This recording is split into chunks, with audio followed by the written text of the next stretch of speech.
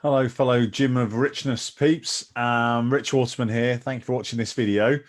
I had a few days away from creating content, and let me explain why. One of the important things I think in life is there's so many choices right now in terms of, tech that we use, ways we can interact with people, what we can do with our lives. In some ways, we're very grateful during this lockdown period. There is a lot of things that we could do. Imagine how things might have been like pre-social media, pre-internet, pre-television, pre-newspapers even. What would that have been like? Now, it's good to be informed, but equally needs to be very careful about what we digest as well. So I spent some time towards the end of last week and the start of this week just reflecting on, how was I meeting my own needs? Was I just like a kind of a gut check, a barometer on where I was at? And then what I realized was there was some stuff that I was doing. Some I was doing too much of. Some I actually decided that I didn't want to do some of the things anymore.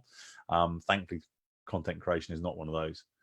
And it reminded me of a concept that I came up with a few years ago, which is a not to-do list. It's very easy, particularly in current circumstances where you're looking sometimes to keep busy, to keep doing things, to go, right, what can I do? What can I do? What can I do? What else could I do? And towards the end of last week, I felt over full. And I was like, right, there's some things that I need to start saying no to. And so actually I make a list. I make a list of what are the things that I want to say no to going forward. It might be temporary or it might be a permanent not to do list. So I actually write these lists out. I write lists of permanent not to do's. One of my absolute favorite permanent not to do's is pleasing people, something I used to do a lot of. I thought I was getting a gain and an outcome from it. And I was obviously sabotaging myself and my outcomes pretty effectively by doing that. And then sometimes there are things that are more on a temporary not to do list as well. So knowing what you are saying no to can be a very, very powerful concept. And I would encourage you to, it kind of helps you to form your boundaries for yourself, and also for others to know about it as well. So I have my not to do list.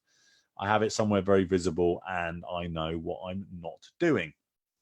There's something related to that, which I call the not to be with list. And I'll be a bit clear about what I mean by that. So we are heavily influenced by our peer group and those around us. So while there are positive projects we want to step into, the positive to do stuff, and while there are people around in your peer group that are massively important to you and, uplifting, inspiring, and people that you want to have around you on a regular basis, equally be aware of the influences around you as well. And that could be through news.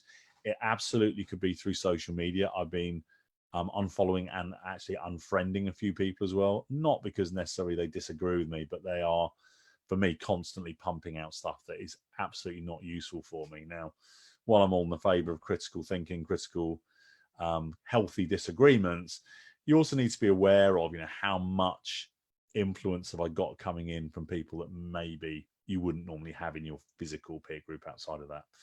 So working on that, cleaning up that space, cleaning up the to-do space, cleaning up the not to be with space. You might have very close friends and family around you that are maybe not the best influence in the world. I'm fortunate that that's not the case for me. But then it's like, what do I discuss? Not discuss with? What stuff do I not discuss with them? If I've got big dreams and ideas and aspirations, there might be certain people in your immediate peer group that probably are not the best people to discuss that with. And so be very careful about where you're directing your focus and attention with them, and look to direct conversations with people that maybe not the most positive outcome or outlook. Direct them towards something that you can talk about, that's, whether it's a favorite memory, favorite holiday, these sort of things where, you're having a more positive discussion. So not to do, not to be with, not to discuss, maybe something to think about. It's just a different way of looking at a subject of where do I put my focus. This is part of a foundations talk that I do. I've dropped in a few tools already without telling you there was actually a framework around it. This comes under the N of foundations, which is the second N, which is not to do, not to be with. I will see you on the next video. Thanks for listening. Bye for now.